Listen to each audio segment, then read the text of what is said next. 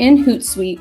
So this is a tool that you can use to publish posts in advance, rather than setting reminders on your phone with your alarm every single day, trying to remember to post that thing you wanted to post.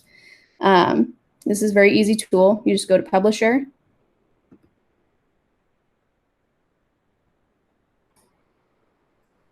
And then New Post. So you can schedule right here, day and time. So you can schedule in advance. Here's where you can set the time, AM, PM. So for this one, I'll just set it for 5:15 today. And this is your different options, your social media accounts that you've connected to Hootsuite. There's Facebook, LinkedIn, Twitter. So let's click Facebook. And then this is where you would put your text.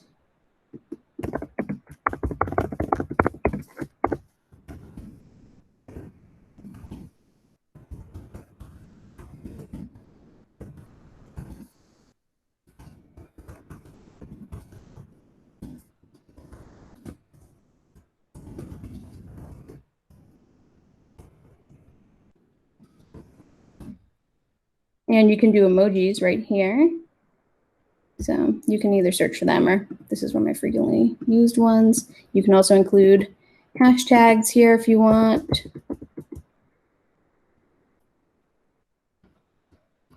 And I'm not going to, but that's what you can do. Let's say hashtag webinar.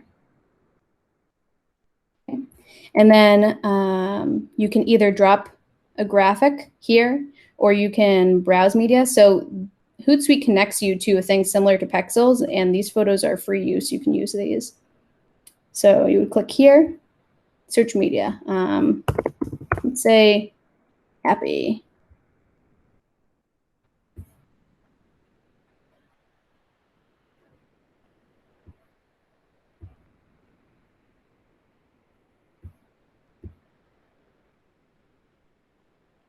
I'm being finicky here because I want the right picture, but let's just say that. Okay, so you close the media library, and now that image is embedded right here. And Hootsuite does a pretty good job of resizing photos. But if you are trying to upload a graphic that you don't want cropped on the sides, or you have text or image that's all the way up to the side, you'll want to make sure that it's sized correctly. And you can Google, the average dimensions for a Facebook post or an Instagram post. So there's that. And everything looks good to you.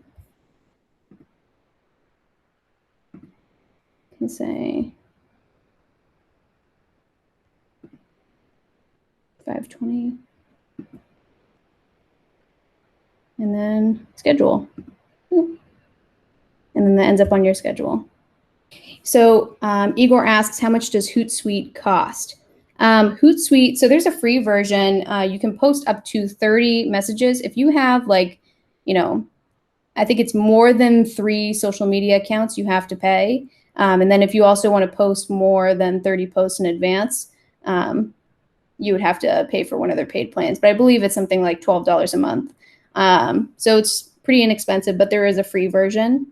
So Joe asks, is this something you can use on your phone as well? Yes. So Hootsuite does have a mobile app.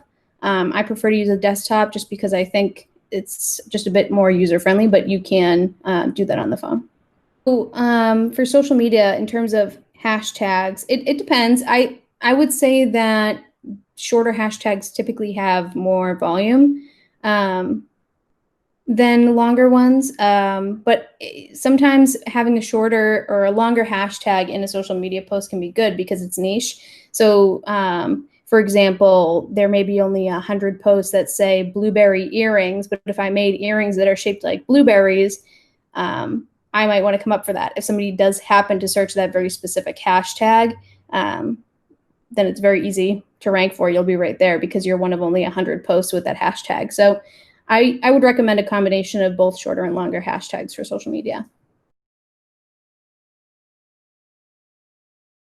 So this is SEMrush. You have some free tools. So if you're just starting out and you're trying to do some keyword research, this is a really good tool for you. So what I like is the keyword magic tool. So here you would enter a keyword. So if you sell handmade clay jewelry like I do, you can say handmade clay jewelry and click search. Volume, this number means on average how many people a month search for this term. So you can see this is pretty low, only 10 people a month search for clay handmade jewelry. And keyword difficulty is a scale from 0 to 100 and how difficult the keyword is to rank for. So typically my rule of thumb is that if it's above 80, you want to stay away from those keywords just because those are going to be dominated from pretty massive websites that can be hard for a small business to compete with. You definitely want to try and find a good balance of, you know, at least 100 a month volume, and then having a keyword difficulty below 80 is what I kind of like to stick with. So let's try again.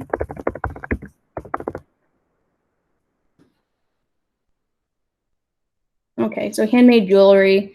See, this is actually a pretty good keyword. It's short. You want to try and go for some long tail keywords like, you know, this would be a longer tail keyword, handmade wooden jewelry box. And that has great volume, 720, and keyword difficulty is low at 70. It's not low, but it's pretty good. So that would be a good keyword. Handmade beaded jewelry is also a good one. Depends on what you make. Obviously, you want to maintain relevancy. And then handmade jewelry, the keyword difficulty is pretty low at 63, and the volume is great at 6,600 a month.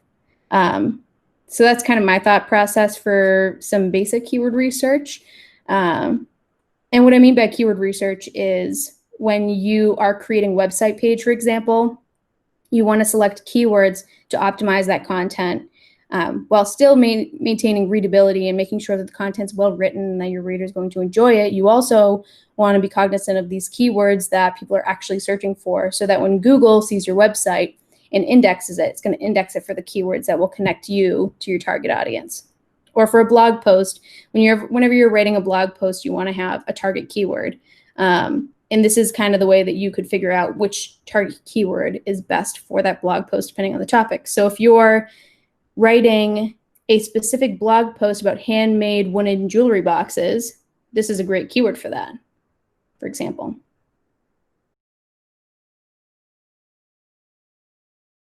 So Pexels is another one. So you can use any of these for social media, for your website, for blog content. And there's plenty of websites just like this. There's Unsplash is another one. Pixabay is another one. If you just search free stock photos in Google, you'll find several websites and several options. So the cool thing that I like about Pexels is that it actually also has a video. So you can pull video clips from here too. So people happy. And these are some really nice photos, and you might flip through and say like, oh, I like this photo right here. You click on it, free download. So with these photos, they're great. They're high quality, but they're also massive file sizes. So that can kind of bog down your website and your blog and, you know, take down your page speed. So something I like to do before I use any of these photos is go to, it's Squoosh. So Squoosh, it just reduces the size without reducing, like it doesn't reduce the quality of the photo, but does reduce the size of the photo. So if you're using this for print, then you wouldn't use this. This is only for website, for your website or your blog. So you would just drag the photo right in there. And you can see that the quality is still there in the photo. You would keep quality at 75 minimum to compress to Moz JPEG. And then, so it made the file size 59% smaller, which is really good. And then you click this download button right here. And now you have a smaller version of the same photo. So it's not taking up as much space. So it went from 1.81 MB to 749 KB. So that's something else that's free to use. So great question. Igor asks, how many stock images should I use compared to original content? I would say, I mean, it's hard to come up with a ratio. I would say you should probably try to keep it to, if possible, 70% original content, 30% stock images. Stock images are great. They're crisp. We're not all photographers.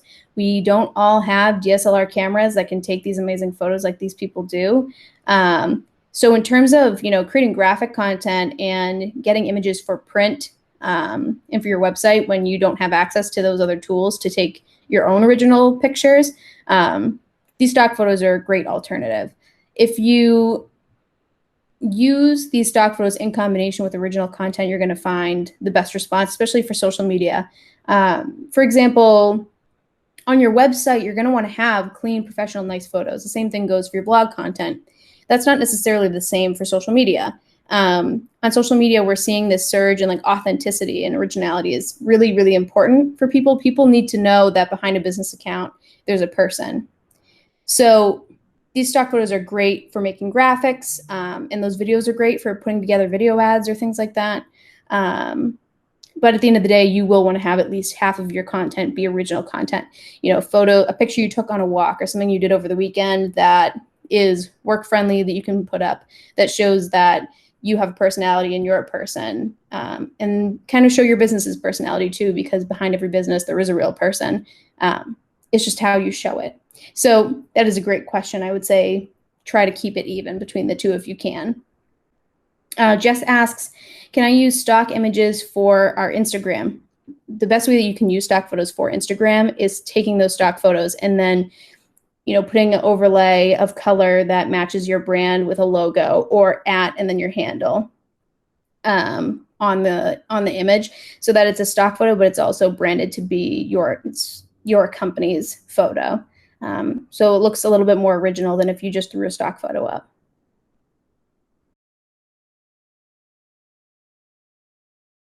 So this is sender.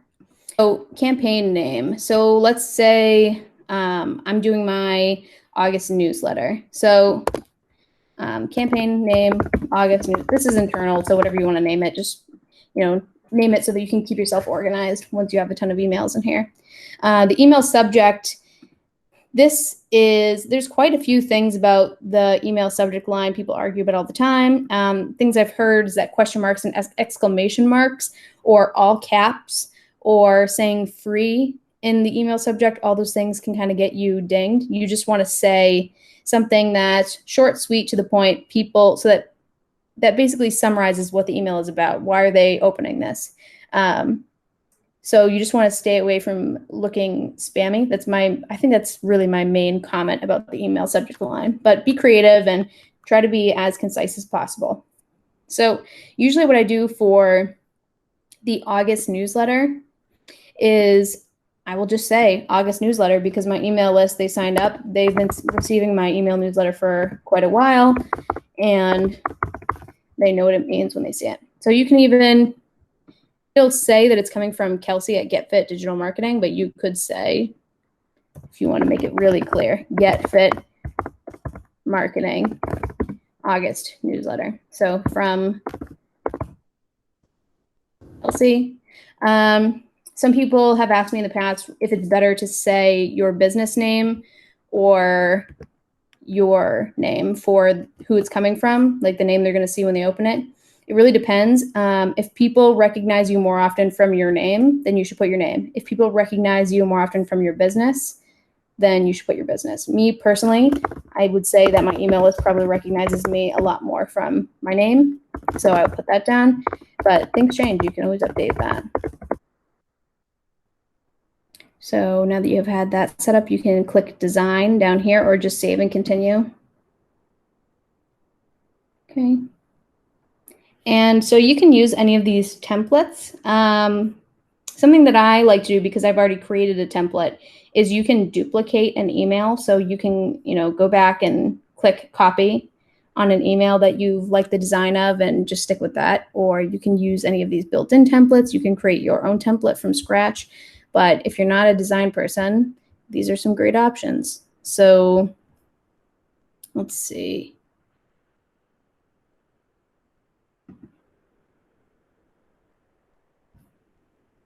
So that's cool. So first thing I want to do is make sure that the fonts and the colors kind of match my brand, right? So it would take me forever to actually go through this process, but I'll kind of click through and show you guys how to change different things. So up here, this has a logo. So in order to change that, you would just click on it, change, and add your logo in. All right. If you want to add a link to your website, you can put that right here, link. And then the alternative text, you'll want to put this in for every image so that if the image doesn't load, it'll show the reader what the image was intended to be. So, you know, Get Fit Marketing logo. And then clicking through here, this is where you can change the header size, the font, the color, text size, the alignment, the link color. So it's very easy to use, just takes a little time kind of fiddling around and making sure that the fonts and the colors are right and on brand. A way to make sure is just, you know, if you don't have a branding guide necessarily, just go back to your website and see the type of font that you have on your website, the colors. Something that I also like to do to figure out, you know, what exactly is the color code of my logo. You can go to, so it's color by image. So htmlcolorcodes.info. I use this a lot for figuring out the exact color code of things. So if I went, so get logo.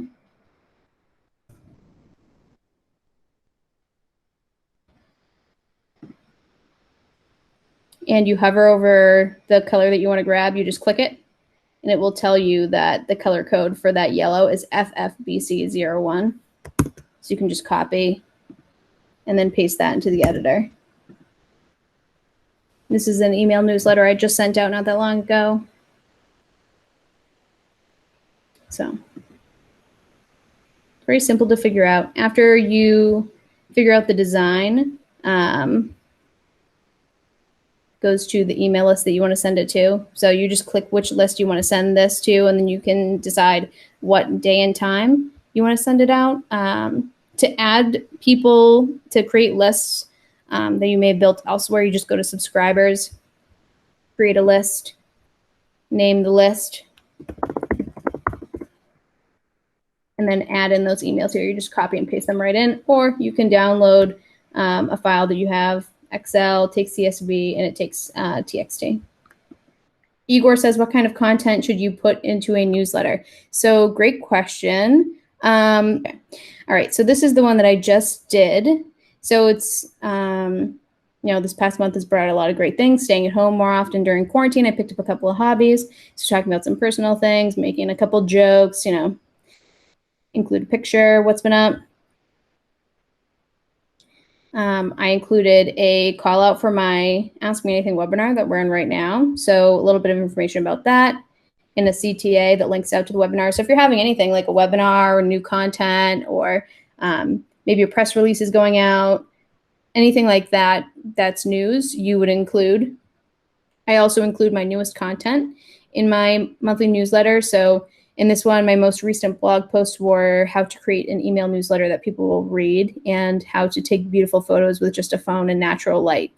So those are a couple things you want to do, you know, 2 or 3 of your latest blogs. And then I also include Get Fit Marketing in the news. So any links where you've been quoted or any, you know, any news about your business that's been shared, you want to include those links at the bottom. And obviously thank the reader for reading. Give your signature, make sure including social media handles and links at the bottom. And that's generally the format of my newsletters, and in general what people usually do for newsletters. And you just want to be, you know, keep it light, keep it fun, but informative. Make sure that there's value in your newsletter and you're not just sending it to send it because it, you know, it's the end of the month and you need to send one.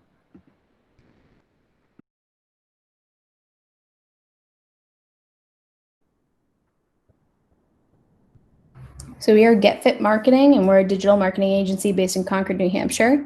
Our services include content marketing, SEO, website copywriting, social media management, email marketing, graphic design, and strategy and campaign development.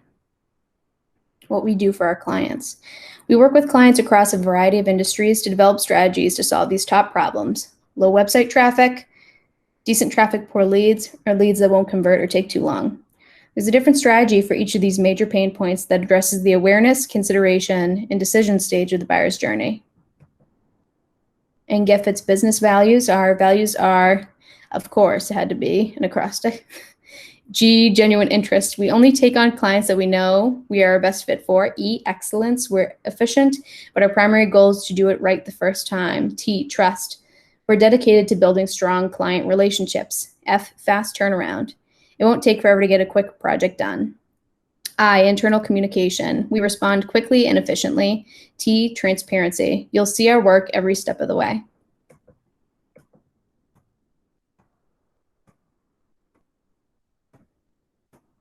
Our promise to you. Our goal is to make marketing more human. All the data and strategy in the world won't work if you only see leads and not people. It's time to take a more human approach and create marketing materials that people love to engage with. At GetFit Marketing, it is our promise to offer marketing services using this approach and at a reasonable price point. And this goes on to explain a few of the services that we offer: content marketing, search engine optimization, social media marketing, email marketing, graphic design, strategy and campaign development, pricing. And then what are next steps? If you'd like to schedule an introductory call to determine the project scope and see if we're a good fit, you can email me at kelsey@getfitdigitalmarketing.com to schedule a day and time. Following the call, we'll send you a proposal and quote within 1 to 2 business days. Once you've received the proposal and quote, we would schedule a call to make any final adjustments to the document. And if the proposal and quote are approved, we'll have a final kickoff call to discuss project timeline, expectations, and details needed to begin. And that's it. We try to keep it as simple as possible to make the process fast and easy for clients. This is my contact information. Email, kelsey@getfitdigitalmarketing.com, my website, my Calendly, and our social media handles. Thank you so much for your time, everybody. And if you guys have any other questions, after 6 o'clock, I'm happy to answer. But otherwise, I appreciate you taking the time out of your day, and I look forward to the next webinar. Everybody's all set. I'll stay on for about 5 to 10 minutes, and you guys can feel free to turn back on your cameras and your microphone, and I'll be on for a little bit. Thank you.